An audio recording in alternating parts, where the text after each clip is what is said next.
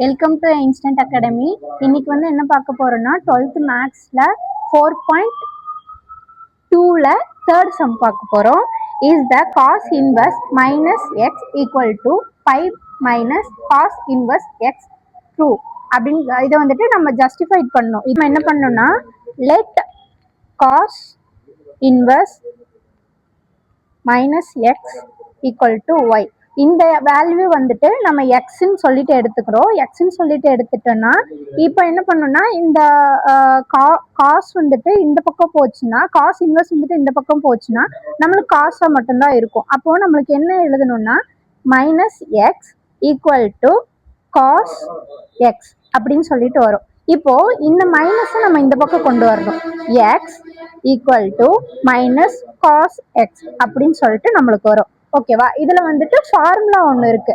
Minus cos theta equal to cos pi minus theta அப்படின்னு சொல்லிட்டு நம்மளுக்கு இந்த ஃபார்முலா வரும். அப்போ இந்த ஃபார்முலாவை நம்ம என்ன இதுக்கு பதிலா இந்த ஃபார்முலாவை எழுதணும்னா எக்ஸ் காஸ் பை, இங்க வந்துட்டு இது வந்துட்டு இந்த பக்கம் மாறும்போது இது வந்துட்டு ஆங்கிளா மாறிடும்.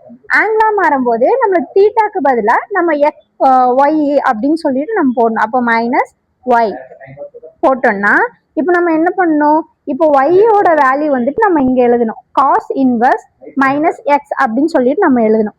அப்போ நம்ம இங்க எல்லாம் எழுதணும்னா x equal to cos pi minus cos inverse minus x அப்படின்னு சொல்லிட்டு எழுதணும். இப்போ நம்ம கொஸ்டின்ல என்ன ட்ரூவா இருக்கான்னு ப்ரூவ் பண்ணணும்னா இதை தான் நம்ம வந்துட்டு ட்ரூவா இல்லையா அப்படின்னு சொல்லிட்டு ஜஸ்டிஃபை பண்ணணும். அப்போ என்ன பண்ணணும்னா இந்த காஸ் இன்வர்ஸை வந்துட்டு இப்படி மாற்றி எழுதணும்னா cos inverse minus x equal to